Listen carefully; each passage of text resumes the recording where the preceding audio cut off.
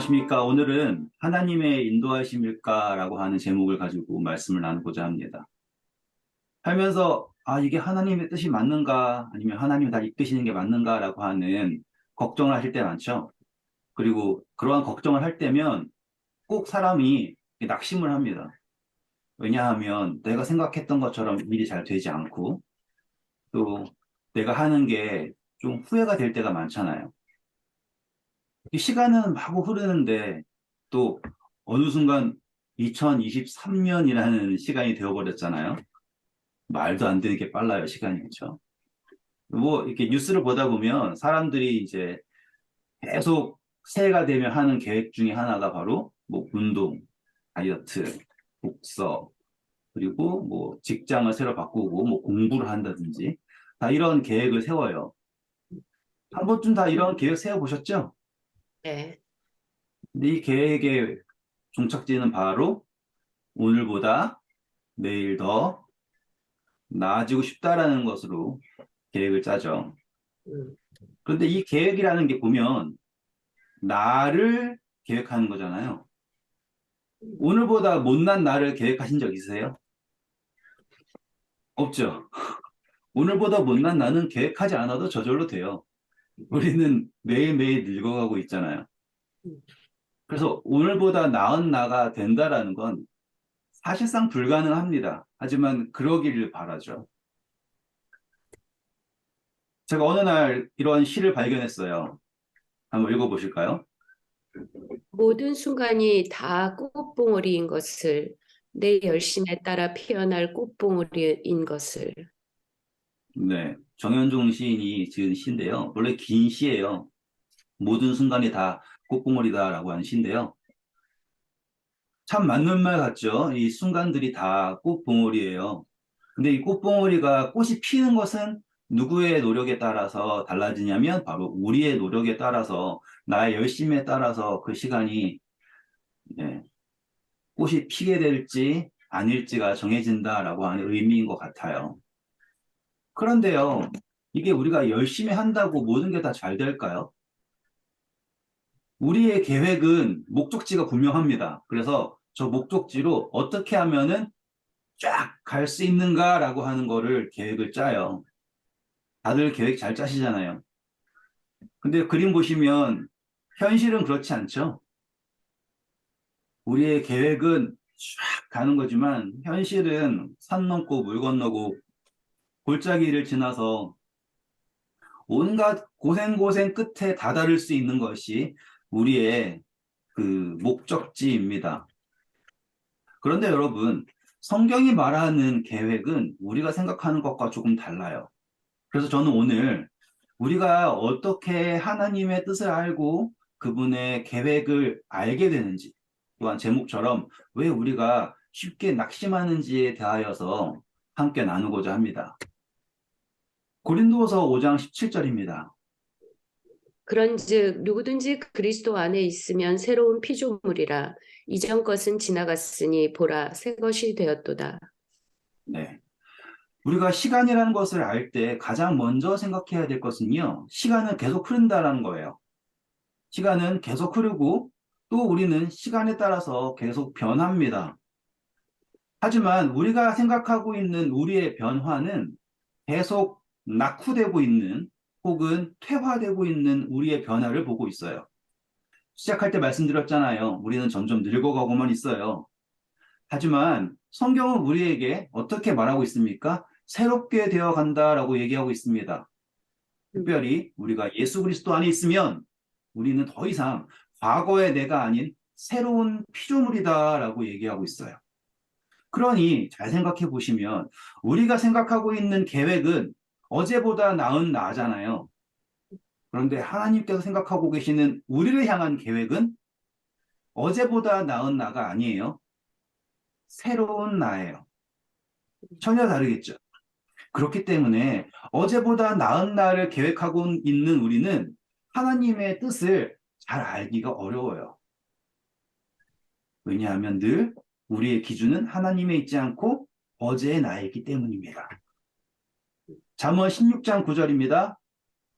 사람이 마음으로 자기의 길을 계획할지라도 그의 걸음을 인도하시는 이는 여호와시니라. 네. 이 성경절 너무나 많이 들어보셨죠?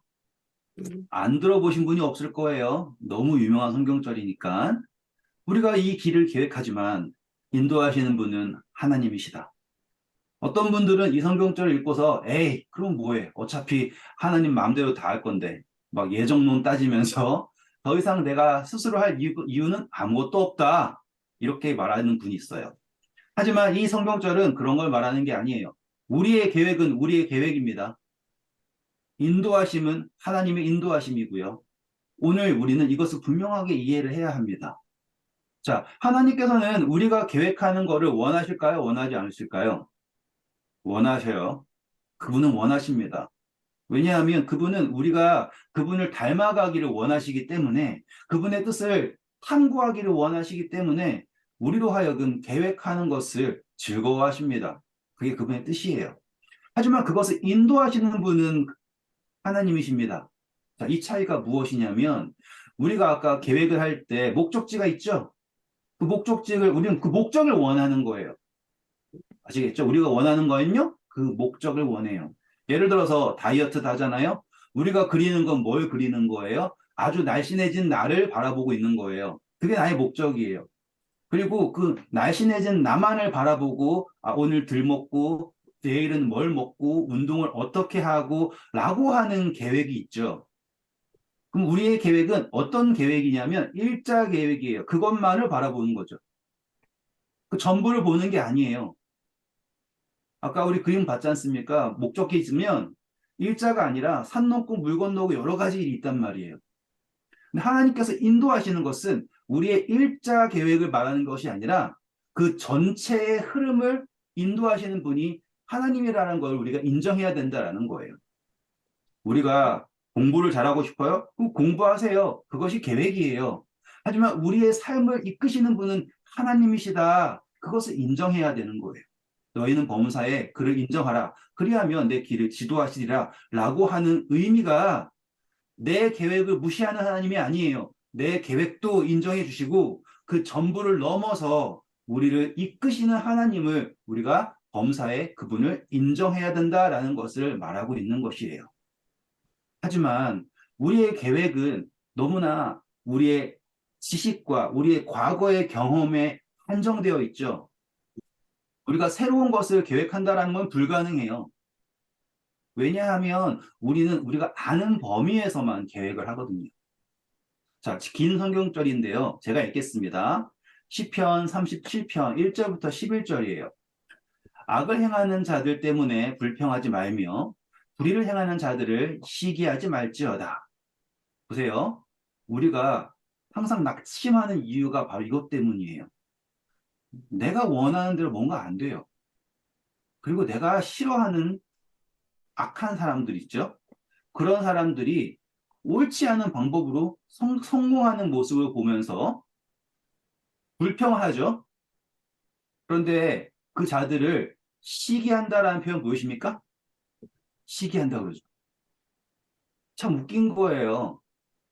은근히 그거를 부러워하는 거예요. 시기한다라는 게. 방법은 잘못된 것 같지만 그 결과를 나도 갖고 싶다라는 거죠. 그러면은 지금 악을 행하는 자들 때문에 불평한다, 불의를 행하는 자들을 시기한다라고 하는 게 악을 미워하는 게 아니에요. 나도 할 수만 있으면 하겠다라고 하는 마음이 있는 거예요. 하지만 그걸 했을 때 나에게 손해가 있으니까 안 하는 것 뿐이지. 이 정도인 거죠. 저도 비트코인 하고 싶죠. 저도 카지노 가가지고 도박하고 싶죠. 로또 하고 싶죠. 그런데 그걸 안 하는 이유가 뭐냐 이거예요. 그거 당첨된 사람 얼마나 부러워요. 자, 그 다음 절이에요. 보세요. 그들은 풀과 같이 속히 배임을 당할 것이며 푸른 채소같이 쇠잔할 것이미로다. 하나님께서 말씀하시는 것은 그들이 누리는 영화, 우리가 어쩌면은 부러워하고 갖고 싶어하는 그 영화는 쓰러져 버릴 것이다 라고 말씀하시는 거예요. 그래서 하나님께서 우리에게 이렇게 말씀하십니다. 여호와를 의뢰하고 선을 행하라. 땅에 머무는 동안 그의 성실을 먹을거리로 삼을지어다. 자, 이 말은 뭐냐면 여러분 주기도문에서 우리에게 일용할 양식을 주옵시고 라고 하는 말씀 기억나시죠? 바로 그 말이에요. 하나님께서 나에게 성실하시다라는 것을 믿고 그것을 의지하여서 불의를 부러워하지 말고 땅에서 하나님을 기뻐하고 그분을 의뢰하고 선을 행하라라고 말씀하시는 겁니다. 그 다음입니다. 또 여호와를 기뻐하라. 그가 내 마음의 소원을 내게 이루어 주시리로다. 중요한 것은 여호와를 기뻐하는 것이에요. 그리고 내가 이루는 것을 넘어 하나님께서 이루어 주신다라고 하는 믿음을 가져라라고 오늘 성경은 우리에게 말하고 있습니다. 잘 이해가 되시죠? 이 성경절의 깊이를 느껴보셔야지 돼요. 자, 그 다음입니다. 내 길을 여호와께 맡기라. 그를 의지하면 그가 이루시고 내 의를 빛같이 나타내시며 내 공의를 정오의 빛같이 하시리로다. 아멘이죠. 하나님께 맡겨라 라고 하는 것이에요. 자, 이것은 계획을 하지 말라는 게 아니에요. 그 계획을 하나님께 맡기는 거예요. 그러면 나의 계획은 그 목적을 가는 거지만 하나님의 뜻은 인도하심은 나의 그 전부를 그분의 영화의 나라로 그분의 구원으로 그분의 의로 이끄신다라는 거예요. 다른 거예요. 그 다음입니다. 여호와 앞에서 잠잠하고 참고 기다리라. 자기 길이 형통하며 악한 꾀를 이루는 자 때문에 불평하지 말지어다. 아까 1절과 같죠? 불평하지 말아라. 하나님 앞에서 잠잠하게 참고 기다려라. 분을 그치고 노를 버리며 불평하지 말라. 오히려 악을 만들 뿐이라. 진실로 악을 행하는 자들은 끊어질 것이나 여호와를 소망하는 자들은 땅을 차지하리로다. 아멘. 우리가 낙심하는 이유는 내가 성공하지 못해서도 있지만 다른 사람들이 내가 원하지 않는 방법으로 혹은 내가 부러워하는 방법으로 나보다 더 성공할 때 쉽게 낙심하지 않습니까? 그런데 성경은 우리가 예수님에게 여호와에게 소망을 둘 때 우리의 길을 그분에게 맡길 때 낙심할 이유가 없다라고 말하고 있습니다. 왜냐하면 그들이 이룬 것은 쉽게 사라질지 모르지만 여호와를 의뢰하는 자들은 땅을 차지할 것이기 때문이죠. 잠시 후에 악인이 없어지리니 내가 그곳을 자세히 살필지라도 없으리로다. 그러나 온유한 자들은 땅을 차지하며 풍성한 화평으로 즐거워하리로다. 아멘. 오늘 저는 이 성경절 안에서 우리의 계획을 어떻게 세워야 하는지를 다시 한번 확인하게 되었어요. 우리는 누구를 의지하는 것입니까? 하나님을 의지하는 것이에요. 분명히 우리 주변에 다른 사람들이 성공하는 모습을 볼 수 있어요. 그것이 부러울 수 있어요. 하지만 중요한 것은 내가 이루는 것이 아닌 하나님께서 이루실 것이라는 것에 대한 믿음입니다. 그것이 우리를 낙심하지 않게 하는 것이에요. 자, 이제 중요한 이야기입니다. 이제부터 집중해 주세요. 신명기 4장 29절이에요. 읽어주실 수 있어요? 그러나 내가 거기서 내 하나님 여호와를 찾게 되리니 만일 마음을 다하고 뜻을 다하여 그를 찾으면 만나리라. 네. 자, 여러분, 오늘 꼭 시간이 되시면 신명기 4장을 한번 읽어보세요. 충분히 읽을 가치가 있고 놀라운 내용들이 있습니다. 자, 이 신명기를 아시는 분은 신명기가 어떠한 책인지를 집중하셔야 돼요. 신명기는 이스라엘 백성들이 이제 광야 생활 40년을 마치고 가나안에 들어가기 직전 모세가 그 모든 일들을 다시 한번 새기는 것으로 신명한 것으로 쓴 책이에요. 다시 한번 언약을 세우는 겁니다. 그래서 이 이야기는 너무나 감동적인 이야기예요. 그런데 신명기 4장이면 초입부죠? 초입부예요. 근데 하나님께서는 이미 이스라엘 백성들이 가나안에 들어가서 하나님을 등지고 돌아서고 범죄하고 우상을 만들고 결국에는 이방 나라의 포로로 잡힐 거라는 것을 말하고 계시는 거예요. 슬프지 않습니까? 이제 막 기대에 차가지고 가나안에 들어갈 사람들에게 너네가 망할 거고, 너네가 포로 생활을 할 거고, 거기에서 너네가 알지도 못하는 금, 은, 동철, 우상을 섬길 것이다. 그리고 그 다음에 나온 것이 뭐냐면, 그러나 내가 거기에서 내 하나님 여호와를, 중요합니다, 찾게 되리니. 찾게 되리니. 번역에 따라 다 다를 수 있지만 히브리 원어를 보시면 이게 바로 찾게 된다예요. 그러니까는 찾을 것이다가 아니에요. 찾게 된다예요.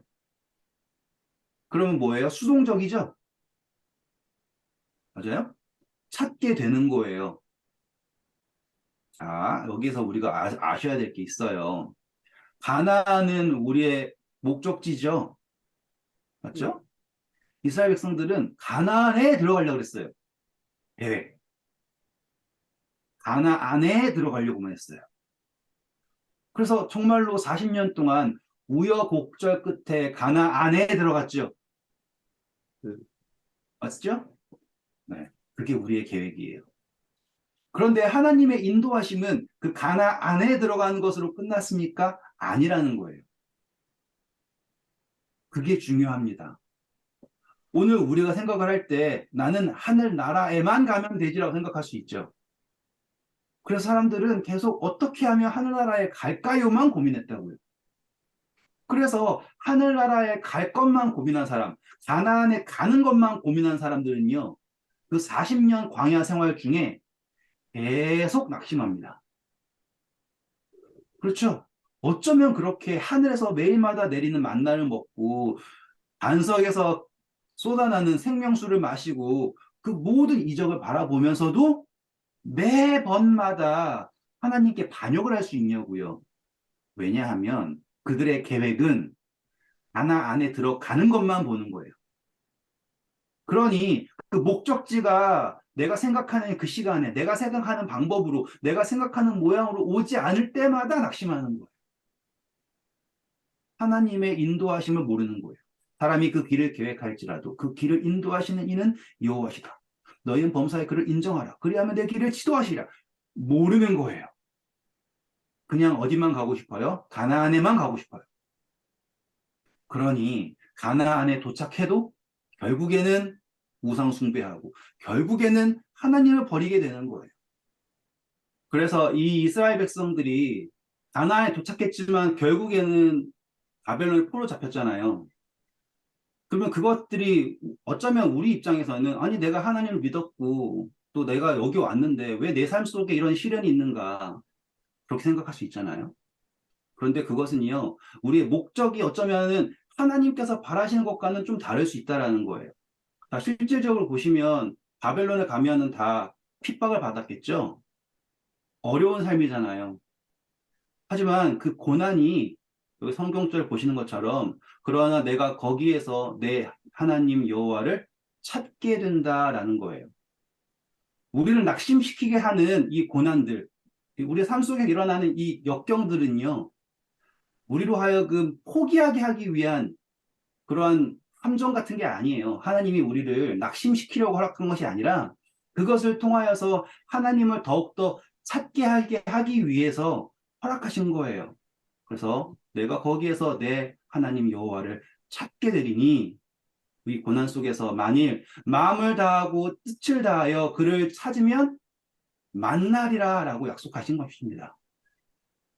고난 중에라도 낙심하지 마시고 그분을 찾으시는 것이 바로 그분의 뜻인 것이죠. 그래서 하나님께서는 그들에게 다시 한번 가나안에 돌아오게 하실 기회를 주십니다. 그게 바로 바벨론 포로 생활이에요. 이스라엘이 출애굽한 이야기와 달리 바벨론 포로에서 돌아오는 것은요. 잘 보세요. 출애굽할 때는 모세가 딱 지팡이를 짚고 가자 해가지고 끌고 나왔어요. 하지만 바벨론 포로에서 돌아오는 것은요. 명령이 내리고 순종한 사람들은 가는 거예요. 완전히 달라요. 그러니 출애굽해서 도착한 가나안과 바벨론에서 나와서 도착한 가나안은 다르다 이거예요. 하나님을 찾는 사람들이 돌아온 것이 바로 이 하나님의 땅입니다. 하나님을 인정하고 그 우리의 계획을 하나님께 의탁한 사람들이 오는 곳이 바로 바벨론에서 나와서 온 새 예루살렘이라는 거예요. 다시 한번 설명해 드릴게요. 우리가 목적을 하늘나라로만 생각을 하고 어떻게 하면 하늘나라 갈까만 걱정하는 사람들은요, 매번 넘어질 수밖에 없어요. 왜냐하면 하나님이 우리를 이끄신다라는 것을 믿지 않기 때문입니다. 하지만 하나님께서는 분명히 우리에게 하늘이라고 하는 목적을 두시죠. 하지만 그분께서 목적 두신 것은 장소의 하늘이 아닌 우리 마음의 하늘이에요. 아시겠죠? 장소의 하늘이 아닌 우리 마음의 하늘. 그래서 하나님께서는 우리의 마음 안에 그분의 나라가 먼저 세워지기를 원하세요. 그것이 바로 여호와를 인정하는 것입니다. 시편 24편 3절부터 6절입니다. 여호와의 산에 오를 자가 누구며 그의 거룩한 곳에 설 자가 누구인가? 곧 손이 깨끗하며 마음이 청결하며 뜻을 허탄한 데 두지 아니하며 거짓 맹세하지 아니하는 자로다. 그는 여호와께 복을 받고 구원의 하나님께 의를 얻으리니 이는 여호와를 찾는 족속이요 야곱의 하나님의 얼굴을 구하는 자로다. 아멘. 자, 누가 여호와의 산을 오를까요? 바로 이런 사람들입니다. 너희는 먼저 그의 나라와 그의 의를 구하라. 그리하면 이 모든 것을 너희에게 더하시리라. 같은 표현이에요. 이 사람들은 누구예요? 그는 여호와께 복을 받고 구원의 하나님께 의를 얻으리니 이는 여호와를 찾는 족속이요 야곱의 하나님의 얼굴을 구하는 자예요. 우리의 계획이 무엇을 계획하는지 분명하게 보셔야 됩니다. 역대상 다시 한번요. 역대상 22장 19절이에요. 이제 너희는 마음과 뜻을 바쳐서 너희 하나님 여호와를 구하라. 그리고 일어나서 여호와 하나님의 성전을 건축하고 여호와의 언약궤와 하나님 성전의 기물을 가져다가 여호와의 이름을 위하여 건축한 성전에 드리게 하라 하였더라. 아멘. 자, 우리의 계획은 이제 더 이상 하늘나라에 가려고 하는 계획이 아니에요. 우리의 계획은 이제 우리의 마음 안에 여호와의 성물, 여호와의 언약궤, 하나님의 임재, 그분의 성전을 우리 마음에 짓는 것이 계획이 돼야 됩니다. 그것이 여호와를 인정하는 것이고요. 그것이 우리의 우선순위가 되었을 때, 여호와의 얼굴을 찾는 것이 우선순위가 되었을 때, 우리의 목적, 우리의 계획도 이루어지는 것은 분명이고, 이 모든 것을 더하신다라는 걸 믿으셔야지 돼요. 너무 우리의 어제의 내가 생각하는 어제보다 나은 나에 집착하지 마시고요. 하나님께서 말씀하시는 새로운 피조물에 집중하시는 한 해가 되시길 바래요. 그게 바로 오늘 이 새해를 맞아서 우리가 세워야 할 계획입니다. 성전을 건축해야 돼요. 그리고 다른 사람들이 어제보다 나은 날을 바라보며 무언가 멋지게 대단하게 한 것에 너무 부러워하지 마시고 불평하지 마시고 낙심하지 마세요. 왜냐하면 우리가 하고 있는 우리의 마음속에 짓고 있는 이 성전은 헛된 일이 아닙니다. 역대하 15장 7절이에요. 그런즉 너희는 강하게 하라. 너희의 손이 약하지 않게 하라. 너희 행위에는 상급이 있음이라 하니라. 아멘. 낙심하지 마셔야 됩니다. 우리가 지금 우리 안에 성전을 짓는 것은 상급이 있습니다. 갈라디아서 6장 9절입니다. 우리가 선을 행하되 낙심하지 말지니 포기하지 아니하면 때가 이름에 거두리라. 아멘.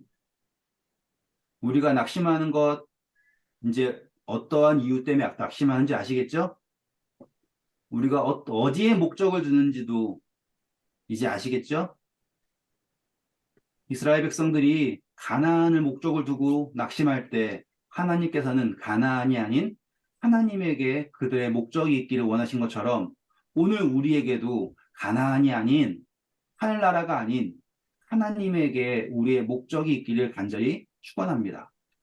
그리고 그분께서 말씀하신 것처럼 우리가 그분을 인정할 때 그분이 우리를 인도하신다라는 것을 믿으시고 하나님에게 모든 것을 맡긴다라는 것을 아, 내가 내, 내 삶을 책임지지도 않고 내 삶을 포기하고 이렇게 생각하시는 게 아니라 하나님과 함께 이루어 간다라는 것을 믿으시길 바래요. 제가 읽겠습니다. 시편 20편 4절. 내 마음의 소원대로 허락하시고 내 모든 계획을 이루어 주시기를 원하노라.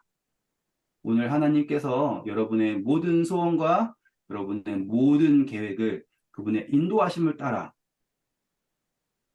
이루어 주실 것을 믿으며 이 모든 말씀 마치겠습니다. 감사합니다. 네.